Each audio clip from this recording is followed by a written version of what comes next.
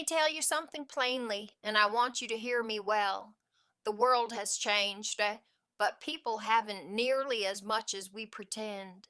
And no matter how modern things get, no matter how many machines we invent, how fast life moves, or how loud society becomes, there is still one quiet, steady role holding everything together: the hearth keeper. Now, that may sound old fashioned to some folks, but don't mistake old for irrelevant. Some things are old because they're foundational. So, today, we're going to talk about what a hearth keeper really is, where this role comes from, why it still matters deeply, and why the women carrying it today deserve far more respect than they're given.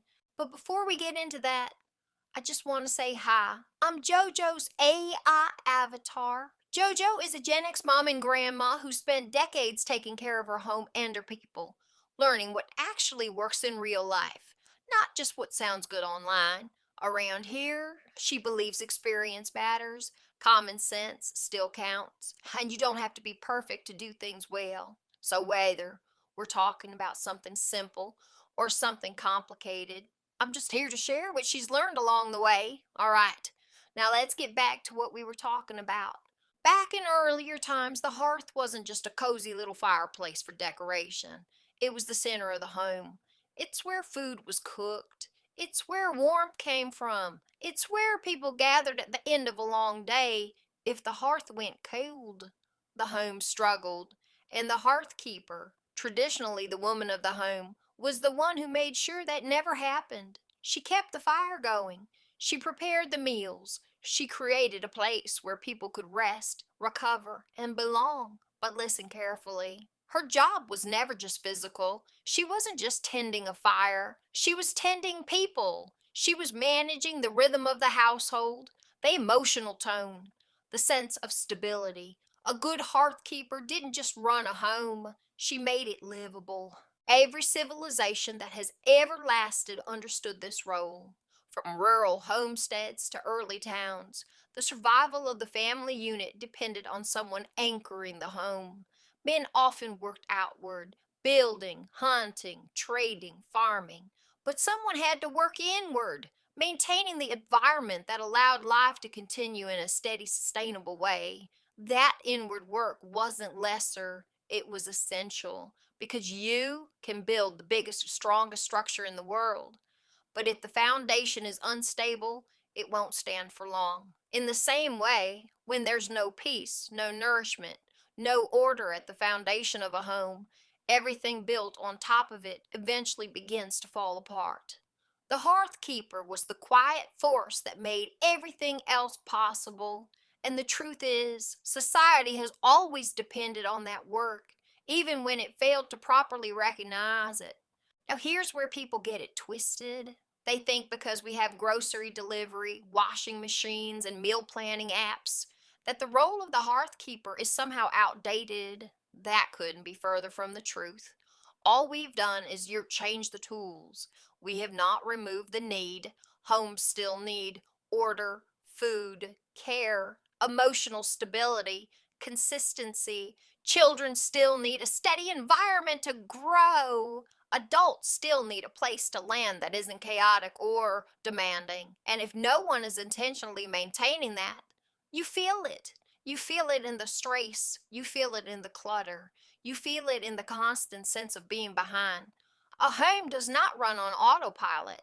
It either runs on intention or it drifts into disorder. And the hearth keeper is the one who brings that intention. Now, let's talk about what this actually looks like day to day, because this is where people start minimizing the role.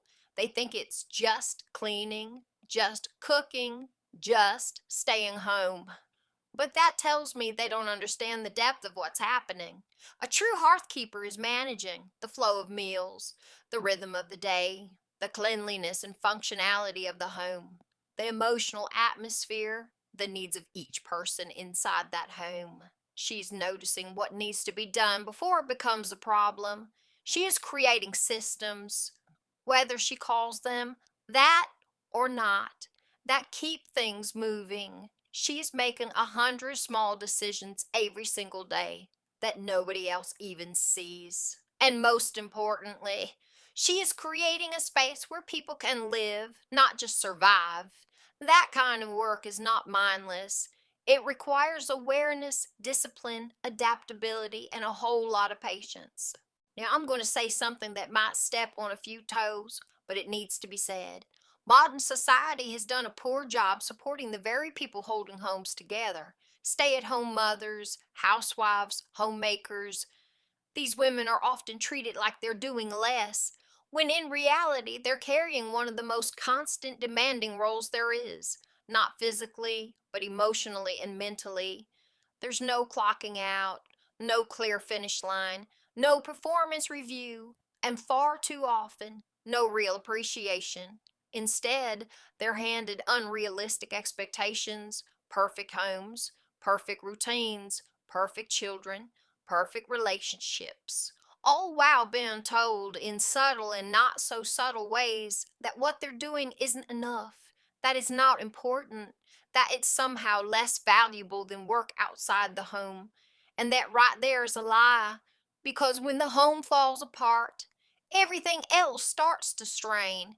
You cannot build a strong society on unstable homes. All it takes is an honest look at society around us to see that.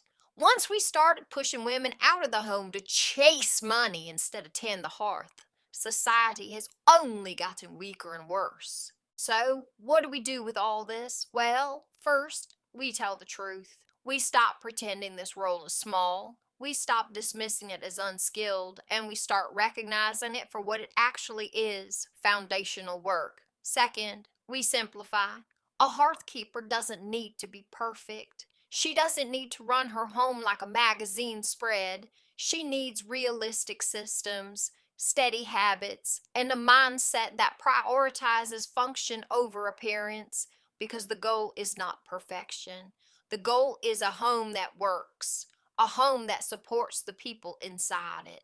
And third, we offer support, real support, respect, encouragement, shared responsibility where appropriate, because no one should be carrying the full weight of a household without acknowledgement. And if you're the one in this role right now, I want to speak directly to you.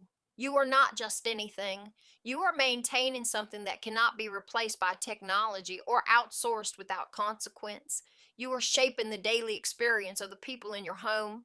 You are creating stability in a world that doesn't offer much of it anymore. And yes, it's hard. It's repetitive. It can feel invisible, but invisible does not mean unimportant. Some of the most critical work in this world happens quietly, without applause, without recognition, but it matters all the same. So don't let a loud, distracted society convince you that what you're doing doesn't count, because it does, more than most people realize. At the end of the day, the hearth keeper is not a relic of the past. She's a steady presence in every functioning home, whether people use that name or not. And if we want stronger families, calmer homes, and a more grounded society, then we need to start honoring the role that makes all of that possible. Because when the hearth is cared for, everything else has a place to stand. And that right there is work worth respecting. All right, y'all, that's it for today. If this video was helpful, go ahead and give it a like. It helps this channel reach the folks who need it. And if keeping home feels like your kind of place, I'd love for you to subscribe and turn on the notification bell so you don't miss the next one. Remember, you don't need to do everything. You just need to tend what's been given to you. Take care of your home, take care of your people, and don't forget to take care of yourself too. Stay safe and be well, and I'll see you next time here at Keeping Home.